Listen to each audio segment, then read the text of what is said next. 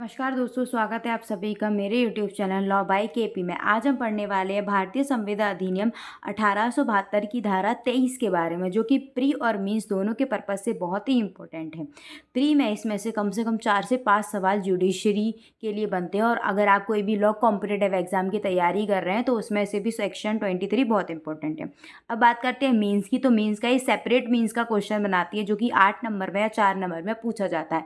अगर 8 नंबर में पूछेंगे तो उसके हिसाब से लेंथ होगी, 4 नंबर में पूछेंगे तो उसके हिसाब से लेंथ होगी। ठीक है, तो मेरी आपसे रिक्वेस्ट है कि आपको वीडियो जो वो स्टार्टिंग से एंड तक देखनी है। आपको वीडियो को बिल्कुल भी स्किप नहीं करना है और अपने कॉपी पेन पेपर नोट्स लेके बैठ जाना है। जो भी मैं आपको एसेंशियल एलिमेंट्स या पॉइंट्स से आपको केस लॉ बताऊँ उनको आपको ज़रूर नोट डाउन करना है। ठीक है, तो चलिए बिना कुछ भी देरी किए अपनी वीडियो को स्टार्ट करते हैं। सबसे पहले हम डायरेक्ट में से रीड करते हैं कि सेक्शन 23 बात क्या करता है। सेक्शन 23 बोलता है कौन से प्रतिफल और उद्देश्य विधिपूर्ण है और कौन से नहीं।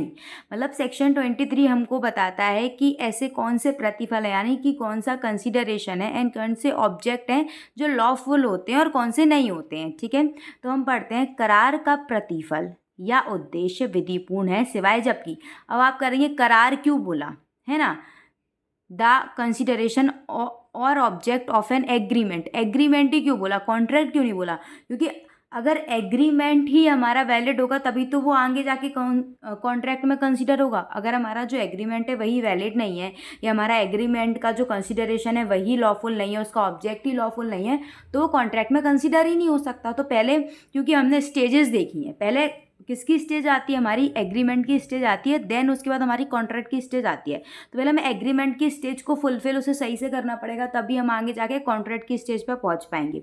ठीक है, तो हम इसे बैरक में से रीड कर लेते हैं कि करार का प्रतिफल या उद्देश्य विधिपूर्ण है सिवाय जबकि। मतलब कि ये एक्सेप्शन दिए हैं, अगर इनमें से किसी में फॉल कर जाएगा ना तो उसका जो उद्देश्य और उसका जो एग्रीमेंट है ना, फिर वो लॉफुल नहीं कहलाएगा। ठीक है, तो वो लॉफुल नहीं कहलाएगा। मतलब ये कहना चाह रहा है कि करार का जो हमारा प्रतिफल होता है, मतलब एग्रीमेंट का जो कंसिडरेशन होता है, एग्रीमेंट का जो ऑब्जेक्ट होता है ना, वो लॉफुल होता है एक्सेप्ट इन दिस कंडीशन। जब तक ये कंडीशन नहीं आई, अगर ये कंडीशन में फॉल कर गया तो वो कैसा हो जाएगा, तो फिर वो लॉफुल नहीं रहेगा। ठीक है, फिर वो अनलॉफुल हो जाएगा, और जब अनलॉफुल होगा तो जो हमारा करार है वो कैसा होगा, वैलिड होगा कि वॉइड होगा कि इनवैलिड होगा कि क्या होगा, वो आगे हम पढ़ते हैं। ठीक है, तो हम डायरेक्ट में से इसे ऐसे पढ़ते हैं, वह विधि द्वारा निषिद्ध हो अथवा, मतलब विधि द्वारा कैसा हो, विधि द्वारा उसको मना किया गया हो, it is forbidden by law, यानी लॉ के द्वारा उसे निषिद्ध किया हुआ है। कोई भी ऐसा कार्य करना जो लॉ के द्वारा जिसे विधि विरुद्ध है वो, या फिर लॉ के द्वारा उसे निषिद्ध किया गया है। ठीक है, अगर हम ऐसा कोई भी करार करते हैं तो वो क्या हो जाता है, शून्य हो जाता है। जो विधि के किसी अधिनियम या विधि के किसी रूल का क्या करता हो, वायलेशन करता हो। ठीक है, तो वो शून्य हो जाता है। ठीक है, सेकंड पढ़ते हैं, वह ऐसी प्रकृति का हो कि यदि वह अनुज्ञात किया जाए तो वह किसी विधि के उपबंधों को विफल कर देगा। ठीक है, इसका क्या मतलब है, वह किस ऐसी प्रकृति का हो, मतलब अगर वह ऐसी प्रकृति का, अगर हमने उसे अलाउ कर दिया, परमिट कर दिया, तो वो क्या करेगा, it would defeat the provision of any law. ठीक है, मतलब लॉ में कुछ ऐसे प्रोविजन लिखे होंगे जिनका क्या कर देगा, वो डिफीट कर देगा।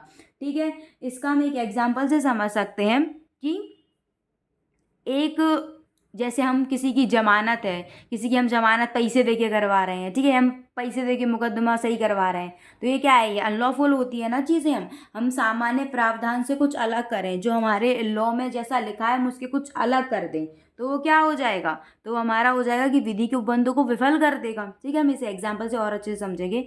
या फिर वो कपटपूर्ण हो। ठीक है, यहाँ पर कपटपूर्ण हमने 17 में भी पढ़ा था, वो कपट का हम उपयोग कर रहे थे किसी व्यक्ति की सहमति लेने के लिए। यहाँ हम जो कपट का उपयोग कर रहे हैं उसका उद्देश्य है।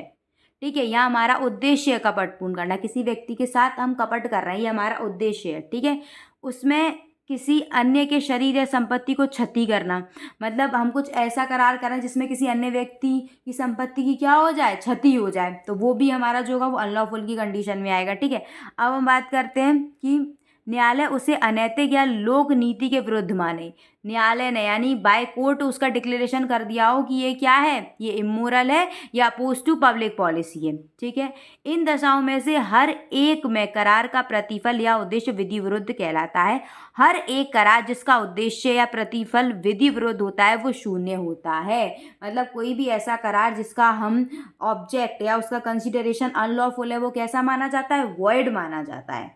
ठीक है, वॉइड माना जाता है। हम इसे प्री के पर्पज से सिर्फ हमसे इतना पूछा जाता है कि जो प्रतिफल और उद्देश्य विधिपूर्ण है या कौन से उद्देश्य विधिपूर्ण नहीं है, कौन से सेक्शन में बताया गया है। तो 23 इंडियन कॉन्ट्रैक्ट एक्ट 1872 का जो सेक्शन 23 है वो हमें बताता है कि कौन कौन से ऑब्जेक्ट या कौन कौन से कंसिडरेशन लॉफुल है और कौन कौन से नहीं है। ठीक है, अब वो हमसे ना पॉइंट्स देगा कि ये प्रतिफल जो या फिर ये जो उद्देश्य अगर इनमें कोई कंडीशन फॉल कर जाती है तो वो अनलॉफुल होते हैं। वो ऐसे दे देगा, वह विधि द्वारा निषिद्ध हो या वो ऐसी प्रकृति का हो जो विधि के अनुबंधों को विफल कर दे, वह कपटपूर्ण हो या किसी की शरीर या संपत्ति को जो क्षति करता हो या न्यायालय ने उसे अनैतिक या लोकहित कर दिया हो। ठीक है, उपरोक्त सभी या उपरोक्त में से कोई नहीं या कोई भी एक, तो आप उपरोक्त सभी लगाएंगे क्योंकि सारी कंडीशन इसमें फॉल कर रही हैं। सारी कंडीशन फॉल करती हैं तो वो क्या हो जाता है, वॉइड हो जाता है एग्रीमेंट। ठीक है, अब हम बात करते हैं कि हम इसे मीन्स में कैसे लिखेंगे। तो मीन्स के लिए मैं आपको नोट्स तैयार किए, मैं आपको बता देती हूँ।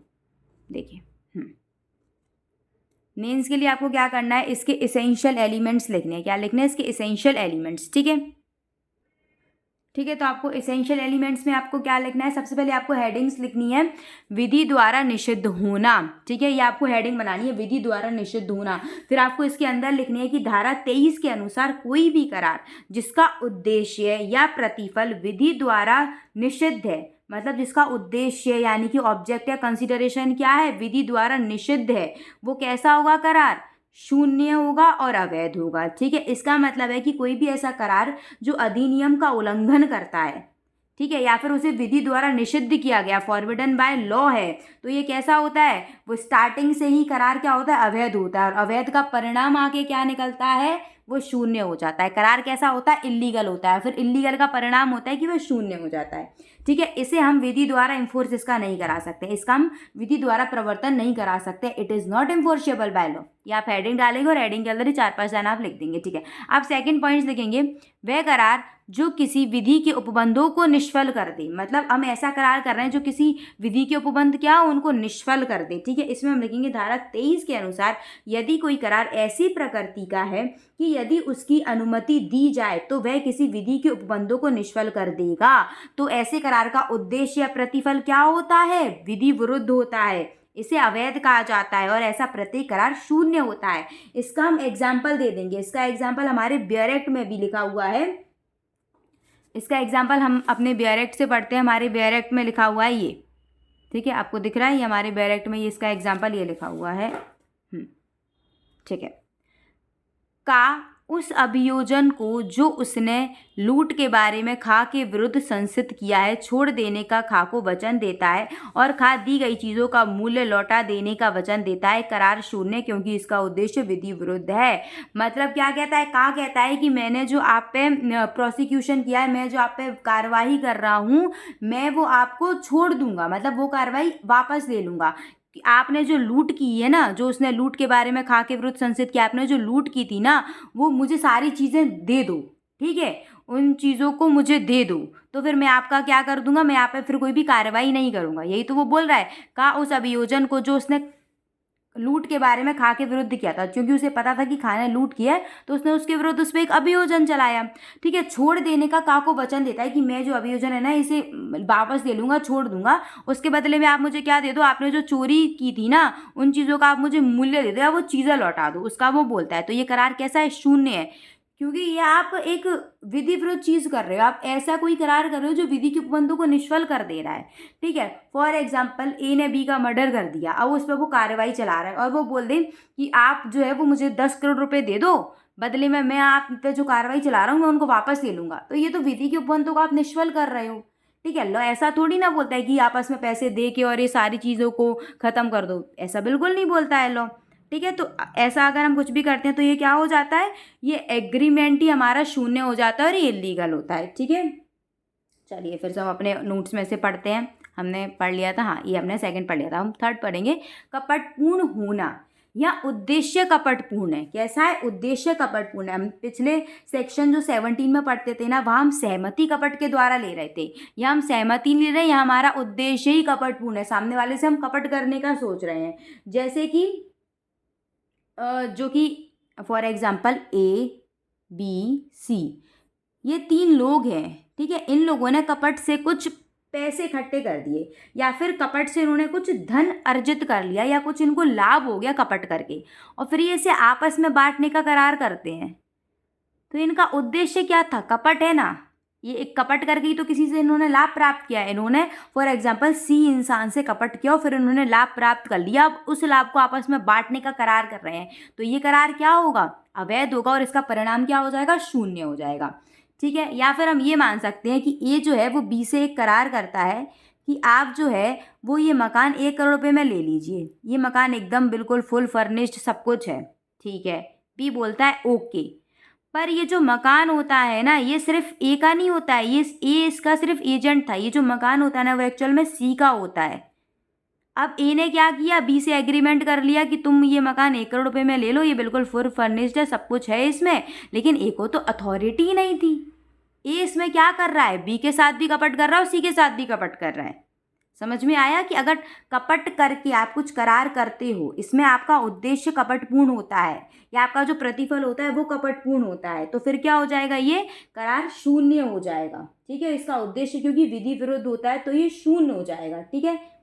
चलो हम इसका एक और पढ़ते हैं। किसी अन्य व्यक्ति या उसकी संपत्ति को क्षति, हम कोई ऐसा करार कर रहे हैं जिससे कि अन्य व्यक्ति या उसकी संपत्ति को क्षति हो जाए। ये सेम एग्जाम्पल इसमें फॉल कर जाएगा कि A ने B को बोला कि आप जो घर है वो 1 करोड़ रुपये में ले लो, ठीक है। B ने बोला ओके, पर ये एक्चुअल में घर A का नहीं था, एक्चुअल में घर था C का।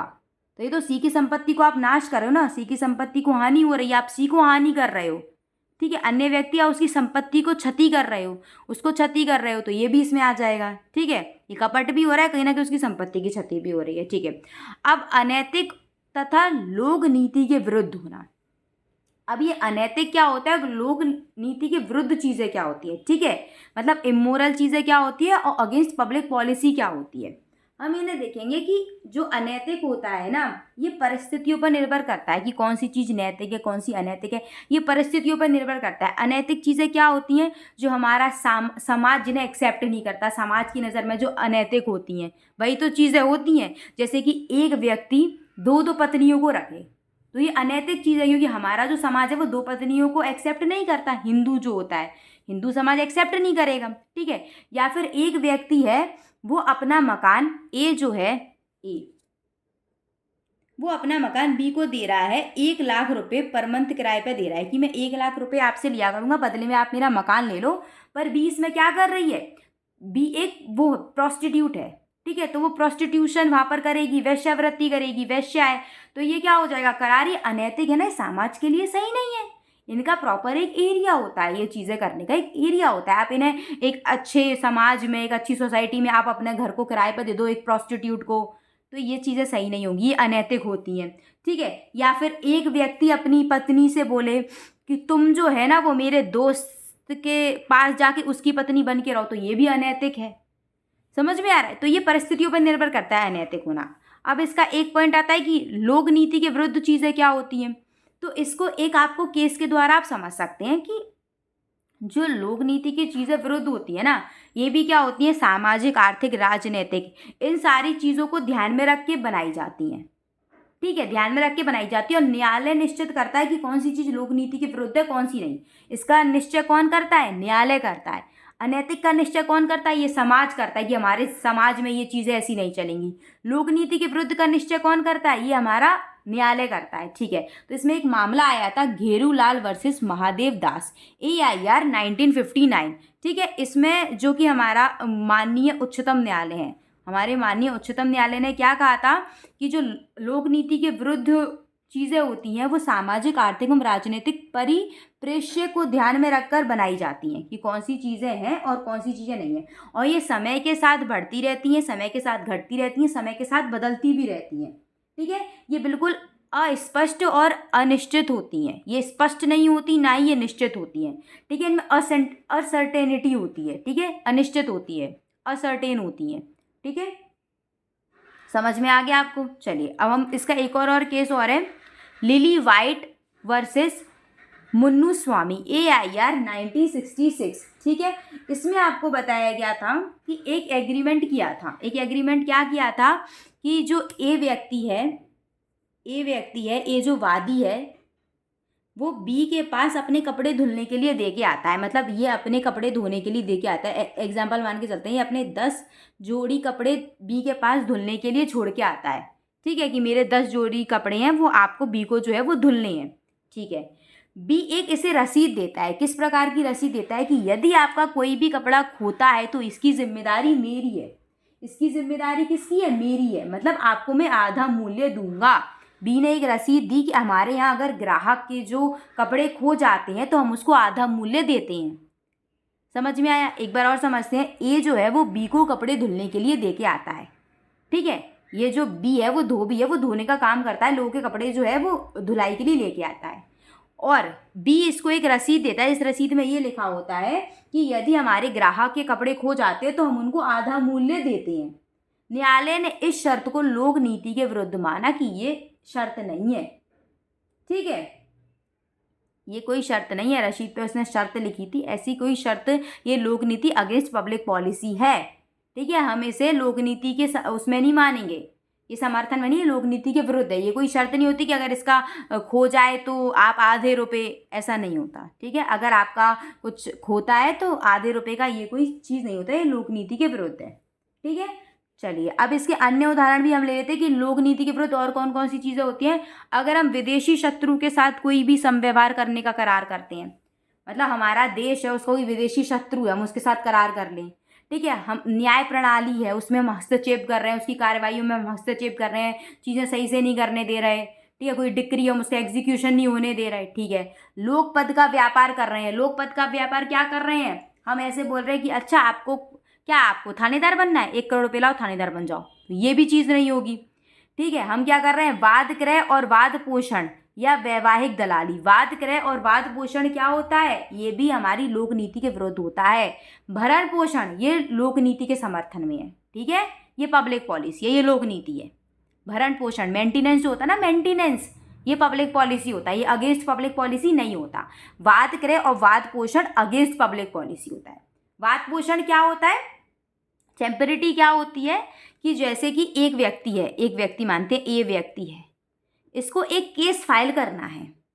ठीक है, मतलब इसे एक वाद लाना है, वाद मान के चलते हैं, केस नहीं, एक वाद लाना है, पर इसके पास इतना पर्याप्त तो धन नहीं है कि ये वाद ला सके। तो ये क्या करता है? बी बोलता है इससे, बी कि तुमको कितने रुपए लगेंगे? इसने कहा कम से कम 10 लाख तो लग जाएंगे। तो इसने कहा अच्छा 10 लाख लग जाएंगे, ऐसा करो 10 लाख मुझसे ले लो। ठीक है, बदले में तुम्हारी जो संपत्ति है या बदले में तुम जितनी भी धनराशि जीतोगे उसका मुझे 40% दे देना। तो ये करार कैसा होगा? ये लोक नीति के विरुद्ध होगा। यही वाद पोषण होता है। मतलब ये ए को बोल रहा है, ए के पास पैसे नहीं है, बी ए को आके बोलता है कि ऐसा करता हूँ, मैं तुम्हारी मदद कर देता हूँ, मैं तुमको रुपए दे दूंगा 10 लाख, बदले में जब तुम केस जीत जाते हो, अब जीतने में तुमको प्रॉपर्टी मिलती है या कोई धनराशि मिलती है तो उसका 40% मुझे दे देना। तो ये अगेंस्ट पब्लिक पॉलिसी होता है ये करार। ठीक है, अगेंस्ट पब्लिक पॉलिसी चीज़ें क्या होती है? ये कोर्ट जो होता है समय समय पर निर्धारित करता रहता है। इसकी कोई भी स्पष्ट या निश्चित परिभाषा नहीं है, ये अनिश्चित है और अस्पष्ट है। ठीक है, इनमें ये इनमें असर्टेन है। ठीक है, सर्टेनिटी नहीं है इनमें बिल्कुल भी। ठीक है, असर्टेन है ये। आ गया समझ में? और जो भरण पोषण होता है वो पब्लिक पॉलिसी होता है। ठीक है, वो पब्लिक पॉलिसी के अगेंस्ट नहीं होता। जो मेंटेनेंस होता है, क्योंकि मेंटेनेंस तो कोर्ट दिलवाता है ना, पत्नियों को, माँ बाप को, बच्चों को मेंटेनेंस दिलवाता है। पत्नियों को पति से, बच्चों को माँ बाप से, वो कोर्ट दिलवाता है। कितना दिलवाता है ये कोर्ट फिर परिस्थितियों में निर्भर करता है कि कितना मेंटेनेंस देना चाहिए, कितना नहीं देना चाहिए, क्या। तो मेंटेनेंस जो होता है, भरण पोषण जो होता है, वो पब्लिक पॉलिसी होता है। वो पब्लिक पॉलिसी के अगेंस्ट नहीं होता, वो पब्लिक पॉलिसी के समर्थन में होता है। ये चीज़ें पब्लिक पॉलिसी के अगेंस्ट होती है, लोक नीति के विरुद्ध होती हैं। वाद पोषण का आप करार कर रहे हो, ये सब पब्लिक पॉलिसी के अगेंस्ट है। भरण, ये आपको प्री में बहुत पूछा जाता है कि जो भरण पोषण होता है वो लोक नीति के विरुद्ध होता है, हाँ ना क्या? तो नहीं, भरण पोषण लोक नीति के विरुद्ध नहीं होता, भरण पोषण लोक नीति के समर्थन में होता है। पब्लिक पॉलिसी है मेंटेनेंस लेना, ठीक है, अगेंस्ट पब्लिक पॉलिसी नहीं है। हाँ, वाद पोषण लोक नीति के विरुद्ध है, हाँ वाद पोषण लोक नीति के विरुद्ध है, ठीक है। लोकपद का व्यापार लोक नीति के विरुद्ध है, बिल्कुल विरुद्ध है। ये ऐसे आपको पूछा जाएगा। तो मीन्स में आपको सबसे पहले क्या करना है, ये आपको सेक्शन 23 लिखना है, फिर आपको ये एसेंशियल एलिमेंट्स इनके ऐसे लिखना है, इसमें 2-2 3-3 लाइन लिखोगे तो आपके आराम से इसका 2 पेज हो जाएगा, इसका 1 पेज हो जाएगा, इलस्ट्रेशन लिख दोगे आप तो हो जाएगा आराम से, ठीक है। और प्री के पर्पज से भी मैं आपको बहुत अच्छे से बता चुकी हूँ। फिर भी अगर आपको कुछ भी समझ में नहीं आया होगा तो आप कमेंट कीजिए, कमेंट सेक्शन में आप मुझसे पूछ सकते हैं। और वीडियो को लाइक कीजिए, चैनल को शेयर एंड सब्सक्राइब कीजिए और टिल देन बाय बाय।